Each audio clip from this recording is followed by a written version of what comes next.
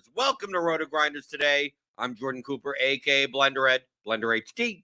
You're going to follow me on Twitter. And it's Thursday, April 18th. And we'll be taking a look at both the 6-game NHL slate today, as well as the early 3-game MLB slate. There's not that much sports going on today. We got a little bit of baseball, a little bit of hockey, PGA. I guess the Heritage starting today, or I believe no basketball. So a little bit slow, but hit that thumbs up button on your way in the door. Anyway, hit the subscribe button if you're new here. Hit the notification bell to know when we go live. Since it's Thursday, we got to bring in someone with the T, and that's Tim BUELL. Tasteful Tides on Twitter. Swiss Army knife, since we're going to talk hockey and baseball. And tonight is the last day of the regular season. We have 6 games on the slate. The contests aren't all that great on DraftKings, but do any of these teams have anything to play for? I mean, are we at the stage where can we be all that confident that some of these teams are actually going to play their lines the way, I mean, does hockey, this is my first time playing NHL DFS and in a season. Does hockey get like nuts like basketball does at the end of the season, where like line 4 guys end up playing 22 minutes because the team has nothing to play for? I would say there's a little bit of that, Blender, not to that extreme, but there is some of that. Like, we've already taken Connor McDavid out of projections because we assume that he's going to sit. So we've already actually removed him right out of the projections already. So I mean that throws a little bit of a wrench into things. Like if this were a normal slate. Somebody in the Discord mentioned like today feels like a NHL preseason slate. And I'm like, yeah, I feel kind of similar. There's going to be, like yesterday I was on projections. It was just a 4-game little slate. And there was a lot of late breaking news that was not expected. So-and-so sitting for personal reasons, it's just, there's definitely going to be some news throughout the day. There's probably going to be some news throughout lock. But I mean, there can be edges in situations like that. And, I think your biggest edge is to be paying attention to Discord pre-lock. Like we say every show, Dane and I are right in there giving out, the late breaking stuff. So, it's definitely, and the other part of your question is these teams, for the most part, have nothing to play for. Everything's all settled for the most part. I've actually bet 3 series props already on DK. So I'll give those out at some point during the show. But yeah, it's not a lot to play for on this last day of the regular season. So I mean, so there's no one that has to win, has to at least tie. There's no team that's like, oh, we're gonna play our best players as long as possible, and this is kind of a going through the motions last day of the regular season.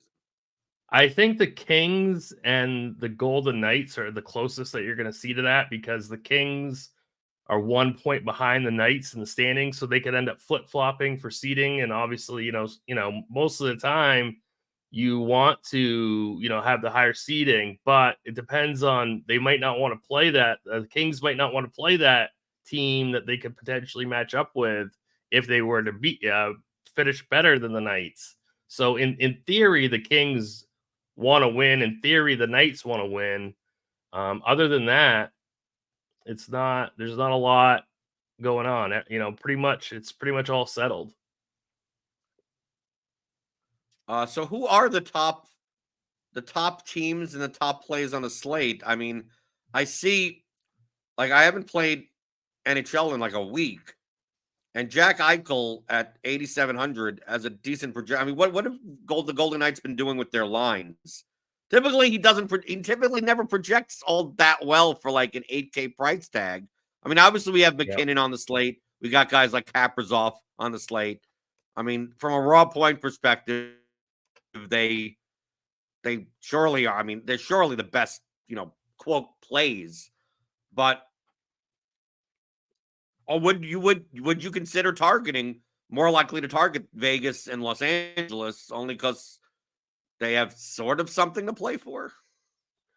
Yeah, I would definitely be targeting Vegas like over Colorado and Edmonton, which feels super strange, right? Like normally we want to be targeting, Nathan McKinnon and Rantanen and those guys, but really their projections, like especially Rantanen's, is quite low, right? And I think that we're gonna see small decreases in minutes in hockey are a big deal, are a really big deal. There's a big difference between 22 to 23 minutes versus 18 to 19 minutes. That's a huge difference in hockey. So it wouldn't shock me to see, small decreases in these guys' minutes, but like with Eichel, I think he plays his normal amount of minutes in a game that Vegas in theory should absolutely dominate. So for me, Eichel is the top overall play. And then you can get to his line mates relatively easily also. So, it's definitely I think Eichel is the top play. I think that getting to Marchessault and Barbashev, that Barbashev's only 3,900. Unfortunately, he's on the second power play. But I mean, you could do like a PP1 stack of like Hurdle, Marchessault, and Eichel, and that's not overly expensive. So And you could also do adding and you Noah could Hannafin and 5,300 as the exact. kicker. I was just gonna say that you could add in Noah Hannafin at 53. That's a very, very affordable stack. So the two teams that really stick out to me are the Kings and the Golden Knights, not only because I think they're still motivated to win, but they have the best matchups too.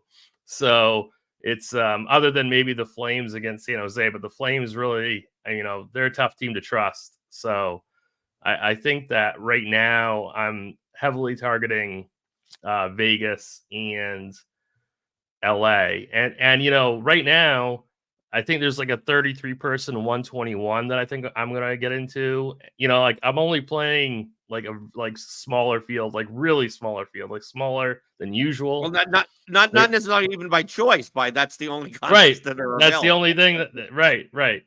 There's like a two max $44 that I think I might get into. And then I think the big, the $15 like a 5K to first. So it's quite a bit smaller than we're used to seeing. Well, with McDavid sitting, I mean, is there value on? I mean, even though Edmonton has nothing to play for, right? I mean, is there any value? Because once you get rid, I mean, a 10K guy just disappearing from the lines typically opens up Yep. value. I'm not saying that necessarily that you just go to Drysdale at 8,100 and go, because he changes line. He'll play on line one, but it's not like his minutes are going to. I mean, he typically would place minutes on line two as well as power play one anyway. Hyman is typically overpriced at 8K plus. But how about some of these cheaper guys like Nugent Hopkins and Fogel and Henrique and Corey Perry? I mean, is there any value on the? It seems weird to think that McDavid could sit and then you still look at the Oilers and go, well, no one's from a price perspective just like steps up and is worth playing. I certainly don't. So one thing I do want to say about Edmonton is that I'm assuming this is just my thought, is that we're gonna see Cody Ceci and Nurse come back because they sat yesterday, and I'm thinking Ekholm and Bouchard are gonna sit. That's just kind of like my thought, because they're gonna, and then there's a guy by the name of Brett Kulak at the Stone Min who he played 19 minutes last night. Second power play unit. He could potentially get first power play run too. So I think he's like an interesting value. I don't mind Nugent Hopkins at 5,300. I'm glad that he's wing eligible and not center eligible. And then Corey Perry on the first power play unit at 3K. I think he's interesting as well. But it's definitely Yeah, I mean, there are definitely spots, but I mean, I'm not really interested in playing Draisaitl tonight. Dane in the chat says power play 1 Nurse would be value. Yeah. So this is a 9:30 Eastern game. Is it possible that, I mean, look at these times. I mean, the slate will lock at 7. So you have the Seattle Wild game at 7. Then you have 8, then 9, 9:30, 10. I mean, this is more later games. Is this the type of thing with the Oilers that we may not know until an hour before, or half an hour before? Or do you think that we'll actually see, 2 o'clock, I mean, are they having a morning skate, or are we going to get a coach comments from beat reporters? Is this the type of thing? I mean, from what you're saying anyway, is that if you're looking at Target Vegas and Los Angeles, I mean, your lineups are going to be backloaded anyway. Right. So you're probably not going to be, unless you're looking to play, a 4-man wild stack or something, or a Vancouver Winnipeg, which I think is probably one of the games I would target the least, truthfully. Yeah. You could stand to wait on that anyway. Right. Yeah. I mean, this is definitely going. I'm fully planning on really backloading my teams, because I do want to get to a lot of Kings, and I do want to get to a lot of Knights, and maybe sprinkle in some Edmonton. And then, of course, the Flames against the Sharks. The Flames are really not a team that I trust, but I mean, this is a really spectacular matchup. So I think that getting to them, or at least getting to a couple pieces of Calgary, is completely reasonable. It's definitely, they get to play on home ice in front of the home crowd. They might be motivated a little bit to, finish the season with a win, but, it's definitely, guys like Kuzmenko, Kadri, that line I like quite a bit. The second line, Backlund, Coronado, Sharangovich, I think is okay too. Huberdeau's projecting pretty well. And then, of course, we got our guy, Mackenzie Weegar, who's should play quite a few minutes. I mean, now he's up to 7K, though. I mean, you're True, paying I know. for He's that 28 to 30 minutes that he'll be playing. Right. Anything else of note on the slate before we switch over to baseball? Not really. Not that I can think of off the top of my head, other than but I mean, there's going to be news throughout the day, and there's definitely going to be news post lock. So definitely be paying attention to Discord. Right. RotoGrinders.com/Discord. Join for free. It's the best NHL. It's the best place to get your NHL news and NHL projection updates, and they're always in there posting anything that's relevant for DFS and betting. So join that, RotoGrinders.com/Discord. Tim, you said you have three futures bets on the playoffs? I got 3 series winner bets for the first round. I got the Bruins -125 over the Maple Leafs. I've got the Avalanche -135 over the Jets. And then I've got the Lightning +145 over the Panthers. Those are my 3 bets that I took. So, okay. Yep. So you want to talk baseball? Yeah, we can talk baseball. Okay, it's a 3-game slate. We got all the lineups in. Okay, we got all the lineups in. I'm refreshing some of this stuff here, because SimLabs was updated at the 10:45, so that should be fairly solid. They may have one more update. Yeah, 10:46 a.m. So a 3-game slate. All these games 110, 110, 135. Obviously, there's a 7:40 and 9:45 game later today. That, like, the sports leagues didn't plan it out very well for us degenerates. That I know. It's like, it's a small day in baseball. Basketball tonight. No basketball tonight. It's like, how about good hockey games? No, we're not going to give you that many of those either. And then it's the first round of a golf tournament. It's like, okay, whatever. DraftKings for a 3-game slate. The thing about 3-game slates, it's very small slates on DraftKings, is that I'm much more likely to get weird on these slates than I am for 11-game slates. So people always show up here and they ask me, I'm the king of the vomit stacks. I'm the contrarian GPP player.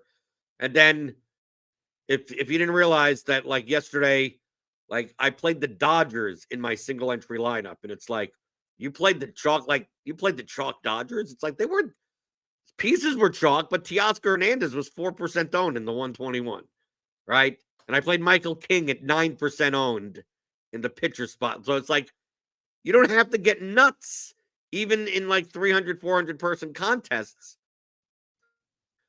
But when you have 3 games on the slate and you have to roster 2 pitchers, the leverage, the importance of leverage goes insanely up. Me and a conversation yesterday on Grinders Live about like stacking against Tariq Skubal, right? Because he was going to be like the best pitcher on the slate in chalk. It's like on an 11-game slate, Skubal could fail and the stack could fail also because like Skubal gives up 5 runs, walks 3 guys, ends up with a score of like 3 or 4, which is obviously horrible. But the opposing team scores like 5 runs. Like there's 22 teams on the slate, and some other team scores 12, and it's like the stack didn't get there either, right? But on slates with there's 3 games, I mean, where else are you going to go? So I think the clear pitching chalk is Ryan Pepio against the Angels. The Angels have put out a lineup that strikes out. I mean, this may be the highest strikeout lineup that the Angels could put out. I mean, when you have when you have a middle of the order that is Miguel Sano, Matt Tace, and Mickey Moniak right in that center, like 2 times through the order, if you're not getting like 4 or 5 strikeouts, like you're doing something wrong. And obviously, you got Rendon, Trout. I mean, all these guys. Rengifo's like maybe the only one that doesn't have that great of a, a little bit lower. We have his ownership on this DraftKings slate at like 70+% owned. The problem is that if you don't play Pepio, like we have Pepio at 70% on the other side. Oh wow! Well, the bat has it at 70, but I could see in smaller field contests, I could see Pepio being easily 70% owned. Griffin Canning may also be popular on the other side, and Griffin Canning, let me tell you, 6,800 is too cheap for him when he's good. But I don't know if there's a single priced. I wouldn't even put him in my lineup for $0 when he's bad. He gives up home runs like they're giving up candy at Halloween. A lot of the pitching is going to come out of this game, and my natural inclination is that a lot of people are going to play the pitching in this game and the hitting in the Cleveland-Boston game, and they kind of mix and match. They'll play Jack Leiter, maybe they'll play Maeda, maybe they'll play some of the Rangers against Maeda. It just makes me want to. From my contrarian mind on a slate like this is maybe not even. You don't even have to stack. Just like play 3 Angels, play 3 Rays, and then play Leiter and Maeda in the other game or something like that. Obviously, the Red Sox are throwing out like an opener and then a long reliever. I'm not sure you should roster Chris Criswell. Carrasco's K rate is like garbage. So I don't. 7,400 is not that great to pay for him. Jack Leiter is coming up from the minors. We don't know what the hell we're getting out of him. I mean, he has good numbers in the minors. What's your overall look? I mean, if you're obviously playing similar contests that made like the smaller field stuff, right? Are you much willing to just like eat 20, eat the chalk?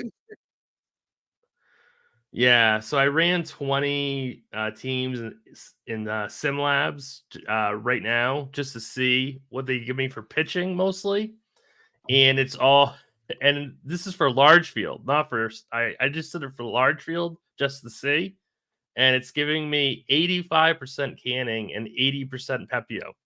So, I mean, it's definitely it doesn't seem like Sims wants you to get different at pitching because you really can't. What I'm seeing though, which is interesting, is lineup 2 has $3,000 remaining. Right. Lineup 3 has $1,500 remaining. So I think that's one way that people have got to realize to get unique on slates like this, where there's really only I would say 3 viable pitchers, Leiter, Canning, and Pepio. That your way to get different is to not worry about spending your salary and just worry about how to get different and complete your stack and not worry about paying up to like the supposed better hitter. Like that's what I'm seeing quite a bit in Sims right now, is just tons of money being eaten for your salary cap. So I'm certainly can't say to people, don't play Pepio, don't play Canning. That's probably who I'm going to play. I think really just getting to, do you emphasize stacks less on really small slates like this and just pick out Yes. Yes. homers? Yeah, that's what I do too. No, That's what I I just do I too. don't. The correlation doesn't matter as much because there'll be a lot Right. more lineups that have correlation with it. But the thing is that like here, I just ran 150 lineups in Sim Labs, right? But look, you can see here Canning, Leiter, Pepio, and then it's like you barely have a lineup that have Maeda and Carrasco in it for because they project so well. Like these pitchers project from a raw point perspective so much better than the other ones.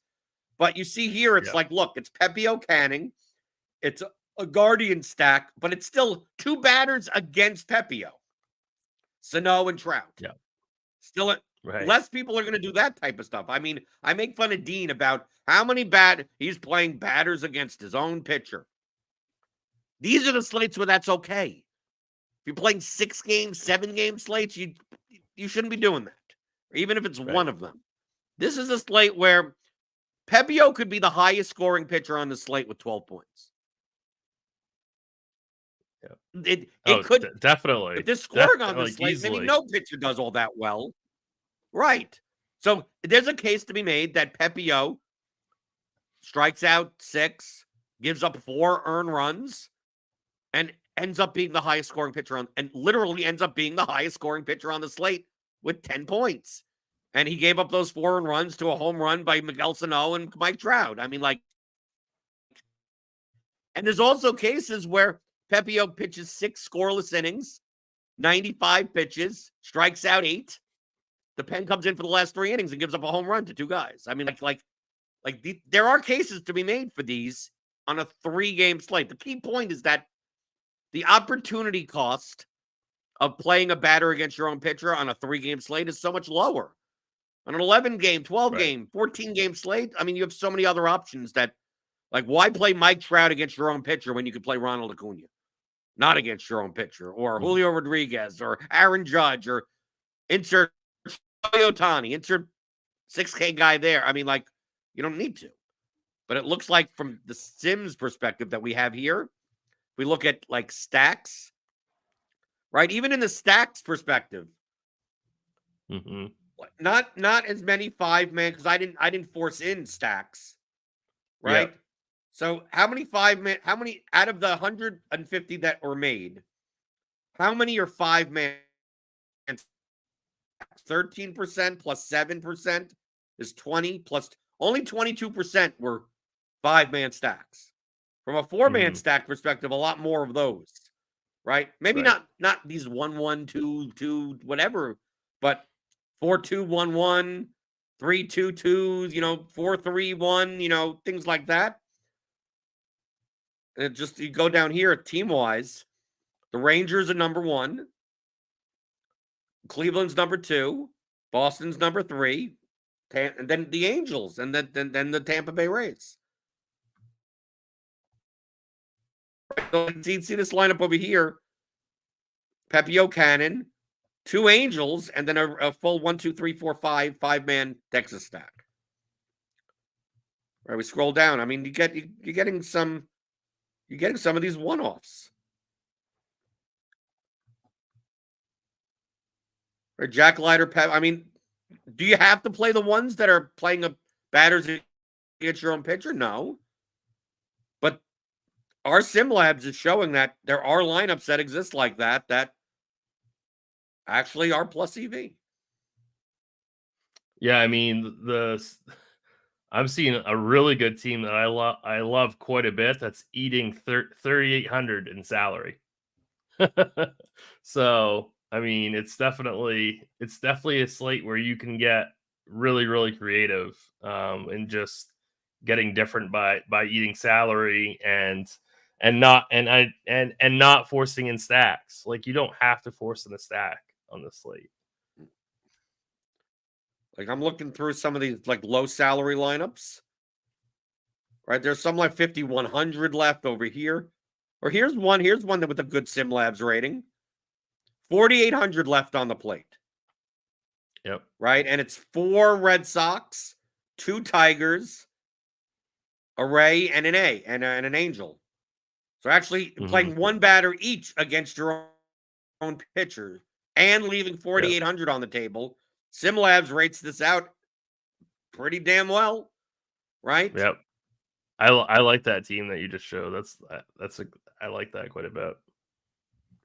I mean, you could find some of these that are just like that also.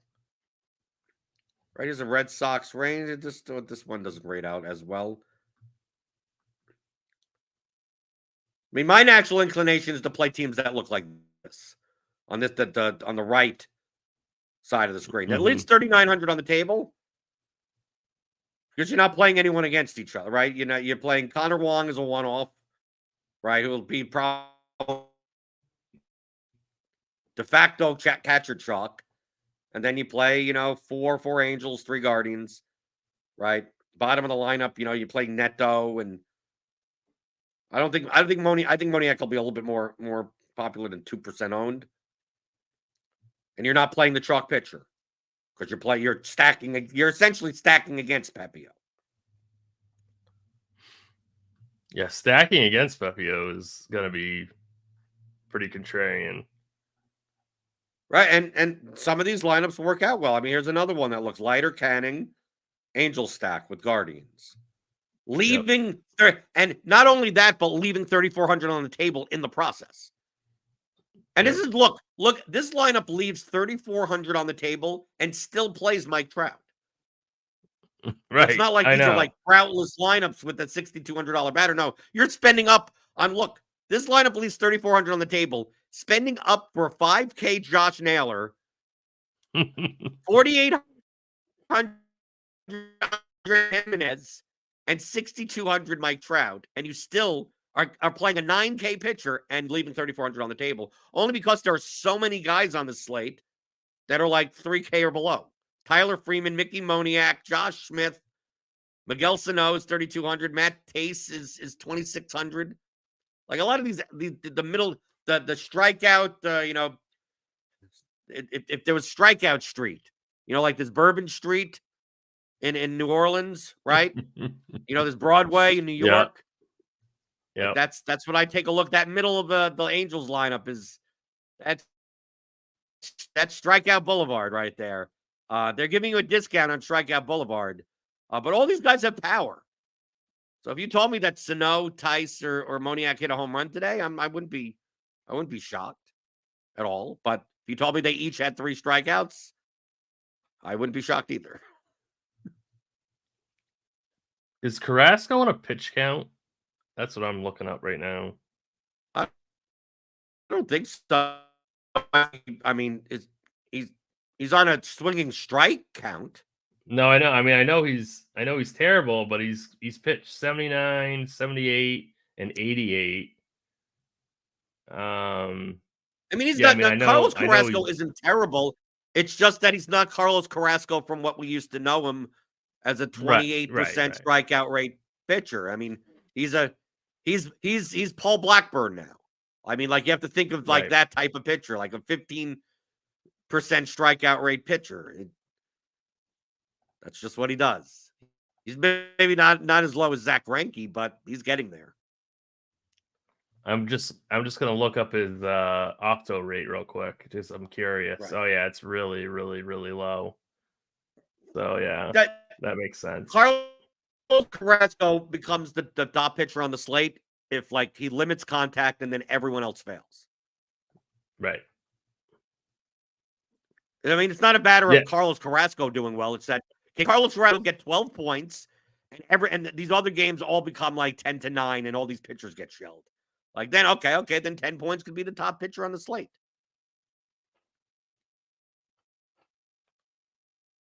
Yeah. I'm surprised. I thought his projection might be a tad bit higher, but yeah, it makes sense. He's only like our projections only have him for 10 points and a 10% opto rate at about 14% owned. So he's got negative leverage also. Do you think more or less people are going to take it? Yeah, that's what I wanted to talk about with Leiter. Do you think people? Right. I mean, Leiter projects decently, even based on his minor league stats. He's facing a Tigers lineup, which is not the best of lineups at all. Jack Leiter is in the minors at a good strikeout to walk ratio. The Tigers lineup, to me, is not that far removed from being a minor league lineup. Right. Yeah. Looking at our projections. We would. Yeah. Now, my question is that since, he has like no track record, is Leiter going to be as owned as we think that he's going to be as owned? Well, yes, because I think Pepio is definitely going to be number 1 and Canning's definitely going to be number 2. And then I think Leiter's going to come in over Maeda. I think we have it perfect in terms of order. Not necessarily, maybe not perfect numbers, but in terms of order, I think we're perfect. So, I mean, Pepio's definitely number 1. Canning's definitely number 2. I guess it's possible Maeda comes in over Leiter. I don't think so. But I would imagine I think that we're right perfect with projected ownership. And I just really Leiter's got the highest optimal rate on the entire slate. And he's gonna be lower owned than Canning and Pepio. So, he's definitely, I guess, an 83 pitch count doesn't thrill me though for 9K. That makes me a little bit nervous, but I mean, Detroit is a really, really soft lineup. My inclination this slate is to go Leiter Canning with a bunch of Angels, or go Leiter Pepio with a bunch of Leiter Pepio with a bunch of Rays. Like to me it makes sense that there's so much ownership on pitching on this Angels Rays game. Mm-hmm. Take one of the sides, and it could turn out you take both of the sides. You play Leiter and Miami. To me, and there's also not much to spend on. Like it may be weird, this slate, because like Devers not in the Boston lineup. Like Jose Ramirez will be majorly owned at third base at 5,800. Yep. There's not much to spend up. I mean, it's quite possible, even though Pepio maybe end up in single entry, I'm thinking like a 121 environment. Pepio could be 75% owned, and Mike Trout could still be 40% owned. Like even in lineups that have only because like you're gonna get to the point where if you're not playing Corey Seager at shortstop or Ramirez at third base, you'll almost always have the money for an outfielder that you're either playing Trout or you're playing like Adolis Garcia, I guess, in those cases. So I think Trout may end up actually being more owned than there'll be more lineups that have Trout with Pepio than what you would previously expect. Oh, absolutely. I agree with that completely. I do have some props though. Yeah. Oh yeah. You got any K props for this early slate? We're pitching. We Yeah, we hit Quintana yesterday or on Tuesday, so I Right. need another one. I don't have any K. I don't have any K props. Okay. Which is rare. I mean, on this slate, I mean, I'm talking about just these 3 games. Yep. But I do have home run props. Yeah, give us a home run. I have got Renee Pinto plus 750 against Ken. To me, it's hard for me to not think that Canning gives up at least 1 home run to someone on the Rays. Someone will hit a home run off of Griffin Canning. I don't know who that's going to be, but it's going to be someone's going to do it. It seems like Canning can't go and can't go 5 innings without giving at least 1 home run, if not 2, if not 3, if not 4. Right. So that's what I would go for. What else do I got here? I also have Connor Wong home run prop plus 800. He's batting 5th, so I mean that number may have actually come down.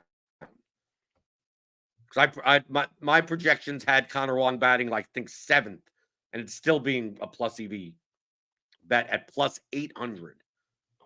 That Red Sox lineup is so bad. Cassis has been doing well. Right? Yeah, I mean, yeah, Cassis is good.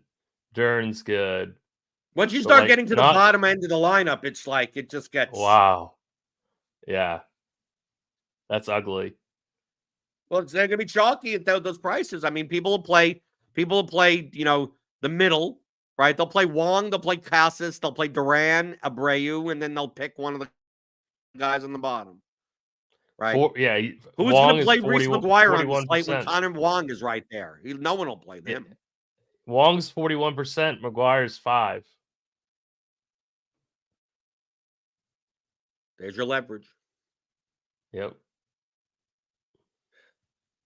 Anything else on the MLB slate today? We did 2 sports on one show. We did 2 sports, 2 not so fun slates, but we did 2 sports. I'm actually kind of intrigued by this MLB slate.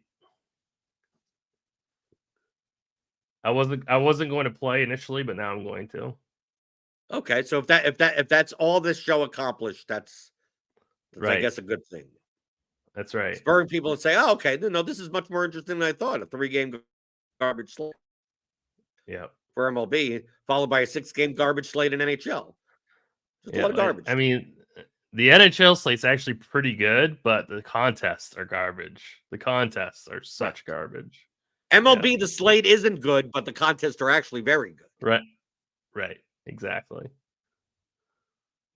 Well, we'll have crunch time coming up about maybe 40 minutes, around 12:20, 12:30 or so. That'll be on the channel. They'll guide you through the best plays at each position, update the weather. There's no weather concerns. I don't think it's going to matter that much at all. You'll have like Cheese,